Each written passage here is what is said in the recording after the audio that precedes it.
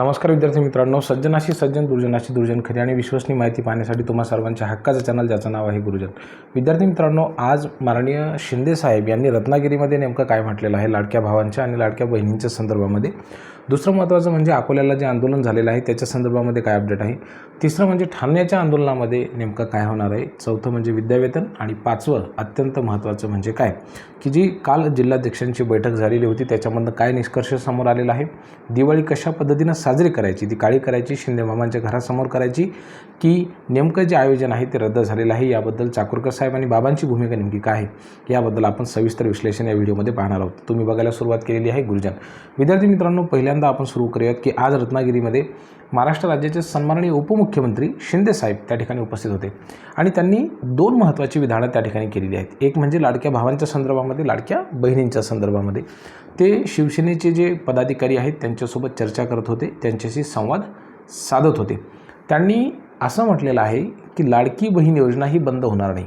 आणि त्यानंतरचं त्यांनी जे विधान केलेलं आहे की राज्य शासनाने निवडणुकीच्या पूर्वी ज्या ज्या म्हणून योजना ह्या सुरू केलेल्या आहेत त्यापैकी एकही योजना बंद केली जाणार नाही. आणि हे म्हणत असताना त्यांनी एका गोष्टीचा उल्लेख केला. आता तो पूर्ण 48 मिनिटांचा व्हिडिओ आहे, मी तो पूर्ण टाकला नाही, त्याच्यापैकी 8 मिनिटांचा व्हिडिओ मी तुमच्यासोबत शेअर केलेला आहे. माननीय शिंदेसाहेब काय म्हणतात, आता बघा, राज्याचे ते मुख्यमंत्री आहेत आणि ॲट ए टाईम राज्यामध्ये साधारणतः 1000पेक्षा जास्त योजना ह्या सध्या चालू आहेत विविध विभागांच्या मार्फत. मग ते प्रत्येक योजनेवरती विस्तृत असं भाष्य 46 किंवा 48 मिनिटांमध्ये करणं शक्य आहे का, तर मुळीच नाही. पुन्हा ते कोकणामध्ये होते, कोकणामधील स्थानिक मुद्द्यांवरती त्यांनी हात घातला. पदाधिकाऱ्यांची बैठक असल्या कारणामुळे त्यांचा उत्साह वाढवण्याच्या दृष्टिकोनातून त्यांनी ते विधानं केलेत. आता महत्त्वाचं काय त्यांनी सांगितलेलं आहे की राज्य शासनाने मी मुख्यमंत्री असताना, म्हणजे शिंदे साहेब मुख्यमंत्री असताना जी म्हणून योजना सुरू केलेली आहे त्यापैकी एकही योजना बंद केली जाणार नाही असं त्यांनी सांगितलं. आणि हे सांगताना त्यांनी दोन गोष्टींचा उल्लेख केला. पहिली गोष्ट म्हणजे की सध्या महाराष्ट्रामध्ये पूर परिस्थिती आणि अतिवृष्टीमुळं शेतकरी बांधवांचं अतोनात नुकसान झालेलं आहे आणि त्यामुळं प्राधान्यानं त्यांना पहिली मदत करायची आहे असं त्यांनी त्या ठिकाणी स्पष्टपणे नमूद केलं. आणि त्यामुळं काही योजनांच्या संदर्भामध्ये जो निधीचा अपुरवठा होतो आहे किंवा काही योजनांना अक्षरशः निधी 0 प्रमाणामध्ये जातो आहे, तर त्याही संदर्भामध्ये त्यांनी सांगितलं की प्रत्येक योजनेला निधी हा वळता होईल, फक्त ही जी सध्याची परिस्थिती आहे ती थोडीशी निवडू द्या, असा त्यांचा बोलण्याचा भावार्थ होता. आता ही योजना म्हणजे मुख्यमंत्री युवा कार्य प्रशिक्षण योजना बंद झाली की काय असं आपण जेव्हा म्हणतो, तर त्याला जर निधीच आला नाही तर पाहिजे त्या प्रमाणामध्ये नवीन प्रशिक्षणार्थी बांधव घेतल्या जाणार नाहीत, हे स्पष्टच आहे. मग आता ही आपल्यासाठी म्हणजे ज्या विद्यार्थ्यांनी आधी प्रशिक्षण पूर्ण केलं आहे त्यांच्यासाठी चांगली बाब आहे की वाईट बाब आहे, याचा जर आपण वस्तुनिष्ठपणे अभ्यास केला तर मला तरी असं वाटतं की त्यामध्ये तुमचं काहीही नुकसान नाही. शासकीय आस्थापनांमध्ये ज्या विद्यार्थ्यांनी सध्या प्रशिक्षण पूर्ण केलेलं आहे त्या विद्यार्थ्यांसाठी ही जमेची आणि चांगली बाजू आहे. आता जे विद्यार्थी नवीन येतील त्यांच्यासाठी ही अडचणीची असू शकते, कारण की त्यांच्यासाठी मुबलक प्रमाणामध्ये निधी हा उपलब्ध नसल्या कारणामुळे त्यांची जॉईनिंग ही लेट होऊ शकते.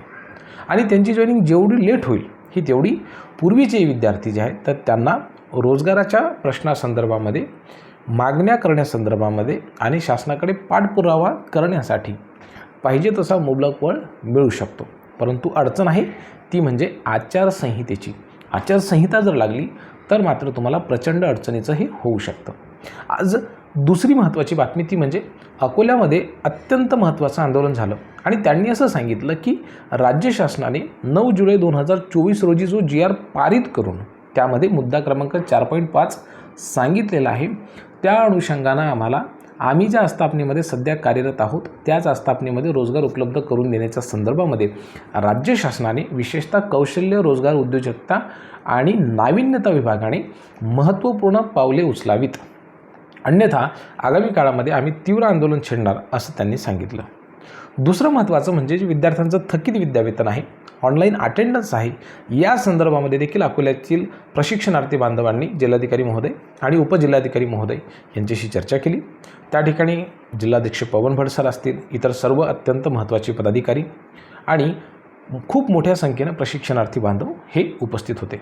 खरंच या विद्यार्थ्यांच्या कार्याला, जज्ब्याला, त्यांच्या धाडसाला सलाम केला पाहिजे.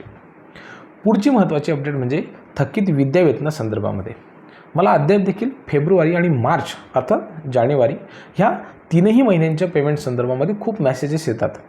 सर टॅब ओपन झाला नाही का? विद्यार्थी मित्रांनो, तो टॅब ओपन होणार नाही आहे. मी एक घोषणापत्र किंवा जो फॉर्मॅट होता तर तो घोषणापत्र नाही म्हणता येईल त्याला, तो फॉर्मॅट मी ऑलरेडी सगळ्या ग्रुपवरती शेअर केलेला आहे. ती PDF घेऊन तुम्ही त्याची प्रिंटआउट काढा, कौशल्य विभागाकडे ती सादर करा. ॲक्च्युली कौशल्य विभागातील अधिकारी हे तुमच्या आस्थापनेमध्ये येऊन चौकशी करणं अपेक्षित आहे, परंतु त्यांची संख्या कमी असल्याकारणामुळे ते प्रत्येक आस्थापनेला व्हिजिट करू शकतील किंवा नाही हे थोडंसं कठीण आहे. म्हणून तुम्ही एकदा त्यांच्याशी संपर्क करा. एकतर ते तुम्हाला त्या ठिकाणी तो फॉर्म भरून देतील किंवा मग ते स्वतः तुमच्याकडे येऊन तो फॉर्म भरून घेतील आणि तुमचं थकीत विद्यावेतनाचा प्रश्न मार्गी लागेल. आता आदरणीय चाकूरकर साहेब यांनी आयुक्त कार्यालयामधून जे पेंडिंग असलेलं विद्यावेतन आहे तर ते जमा करण्याच्या संदर्भामध्ये आयुक्त कार्यालयामध्ये तगादा लावून धरलेला आहे.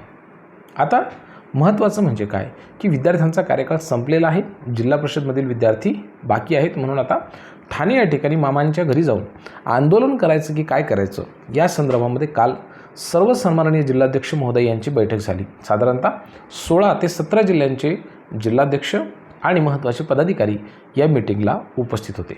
त्यांनी आपल्या भावना व्यक्त केल्यात आणि त्याचा जो अहवाल आहे तो आदरणीय चाकूरकर साहेबांना त्या ठिकाणी सबमिट करण्यात आलेला आहे.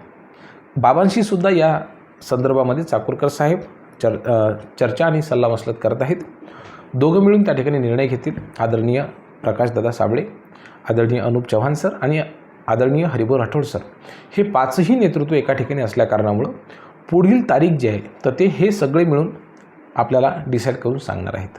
परंतु पुन्हा एकदा ज्यांच्या आधारावरती हा लढा लढायचा आहे ते म्हणजे प्रशिक्षणार्थी बांधव, त्यांचा सक्रिय सहभाग या आंदोलनामध्ये असावा अशा प्रकारची अपेक्षा काल जिल्हाध्यक्ष महोदयांनी व्यक्त केली. तीच सन्माननीय नेतृत्वाने देखील व्यक्त केलेली आहे. या संदर्भामध्ये आज किंवा उद्या फायनल जी नोटीस आहे किंवा जे विचार आहे तर ते आपल्याला चाकूरकर साहेब, आदरणीय बाबा आणि समस्त नेतृत्व हे सांगतील. आता महत्त्वाचा प्रश्न आहे की आपण प्रशिक्षणार्थी बांधव म्हणून या ठिकाणी काय करायचं आहे. बघा, अनेक प्रशिक्षणार्थी बांधवांचं अशी अडचण आहे की सर विद्यावेतन जमा झालेलं नाही आहे. दुसरी महत्त्वाची अडचण म्हणजे सर आर्थिक परिस्थिती ही खूप सर्वसाधारण आहे. तिसरी महत्त्वाची अडचण म्हणजे काय, सर मी महिला असल्याकारणामुळे त्या ठिकाणी आंदोलनाला जाणं शक्य नाही. ह्या सगळ्या अडचणी आपल्या सर्वांसमोर आहेत. आता प्रश्न असा आहे की ह्या अडचणींचा आज मुकाबला करायचा की आयुष्यामध्ये येणाऱ्या प्रत्येक अडचणीचा आयुष्यभर मुकाबला करायचा. जर आपण आयुष्यभर संकटे पेलण्यासाठी जर समर्थ असाल तर कार्यमुक्त होऊन आपल्याला घरी बसावं लागणार आहे. आणि जर आपल्याला खरंच रोजगार पाहिजे असेल तर मात्र मग या लढ्यामध्ये सक्रियपणे सहभाग नोंदवणं अपेक्षित आहे. या संदर्भामध्ये तुमचं काय मत आहे, काही प्रश्न असतील तुमच्या मनामध्ये तर आपण कमेंट बॉक्समध्ये ते लिहू शकता. काळजी घ्या. खूप खूप धन्यवाद.